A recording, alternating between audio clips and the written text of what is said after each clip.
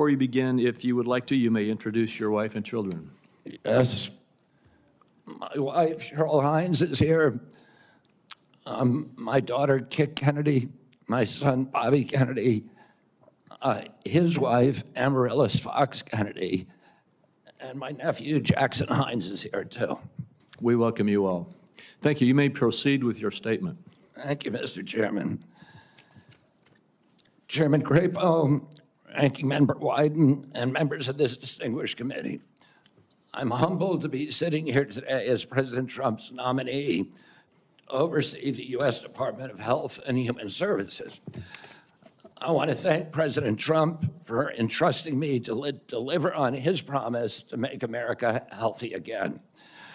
I also want to thank Cheryl and Kik and Bobby and all of my other children who are here today, and all the many members of my large extended family for the love that they have so generously shared.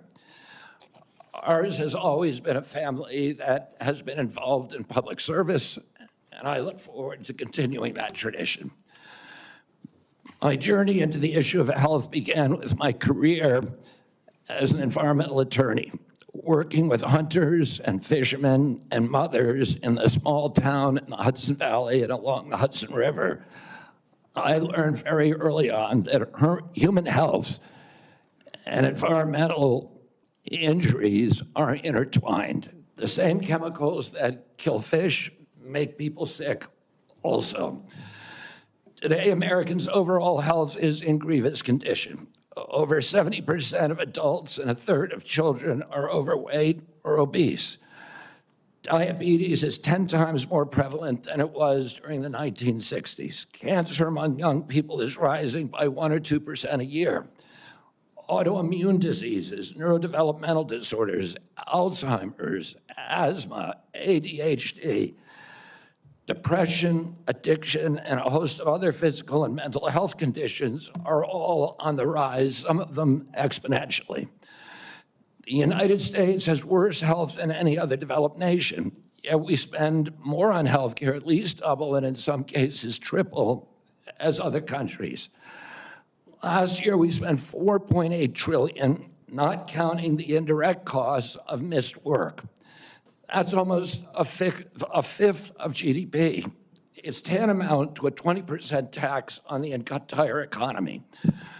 No wonder America has trouble competing with countries that pay a third of what we do for health and have better outcomes and a healthier workforce. But I don't want to make this too much about money. It's the human tragedy that moves us to care. President Trump has promised to restore America's global strength and to restore the American dream, but he understands we can't be a strong nation when our people are so sick. A healthy person has 1,000 dreams, a sick person has only one. Today, over half of our countrymen and women are chronically ill. When I met with President Trump last summer, I discovered that he is more than just concern for this tragic situation, but genuine care.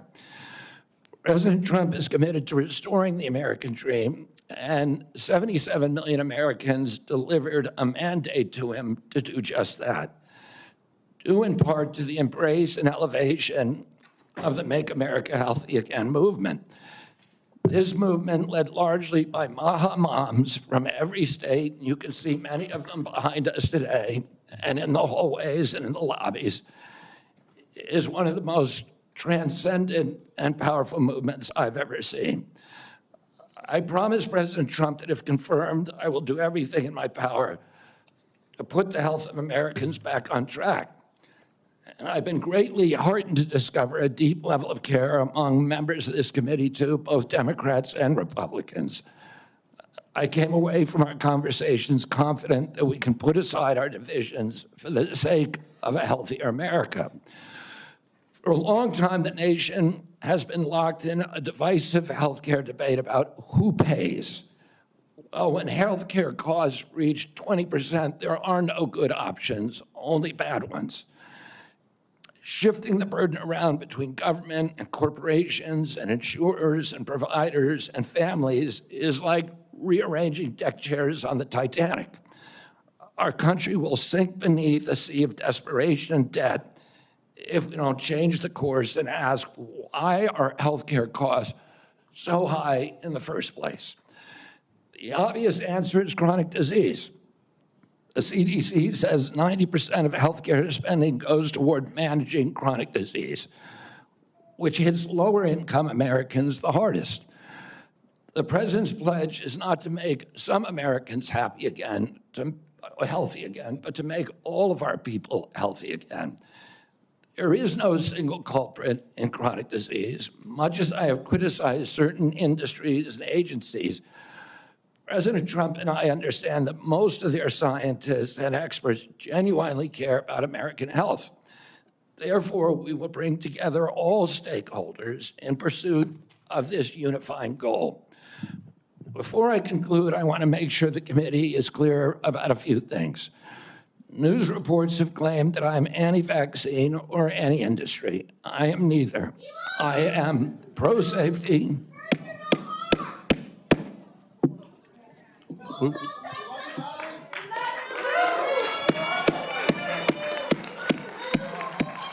We'll have order. Please proceed, Mr. Kennedy. I am pro-safety. I worked for years to raise awareness about the mercury and toxic chemicals in fish, and nobody called me anti-fish. And I believe that that vaccines play a critical role in healthcare. All of my kids are vaccinated. I've written many books on vaccines. My first book in 2014, the first line of it is, I am not anti-vaccine, and the last line is, I am not anti-vaccine.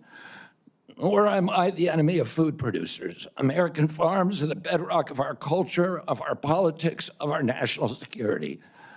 I was a 4-H kid, and I spent my summer working on ranches. I went to work with our farmers. I want to work with our farmers and food producers to remove burdensome regulations and unleash American ingenuity. MAHA simply cannot succeed without a partnership, a full partnership of American farmers. In my advocacy, I've often disturbed the status quo by asking uncomfortable questions. Well, I'm not going to apologize for that. We have massive health problems in this country that we must face honestly. And the first thing I've done every morning for the past 20 years is to get on my knees and pray to God that he would put me in a position to end the chronic disease epidemic and to help America's children. That's why I'm so grateful to President Trump for the opportunity to sit before you today and seek your support and partnership in this endeavor. I will conclude with a promise. The members of this committee, to the president, and to all the tens of millions of parents across America, especially the moms, who have propelled this issue to center stage. Should I be so privileged as to be confirmed, we will make sure our tax dollars support healthy foods. We will scrutinize the chemical additives in our food supply. We will remove financial conflicts of interest from our agencies. We will create an honest, unbiased, gold standard science at HHS, accountable to the president, to Congress, and to the American people. We will reverse the chronic disease epidemic and put the nation back on the road to good health. Thank you.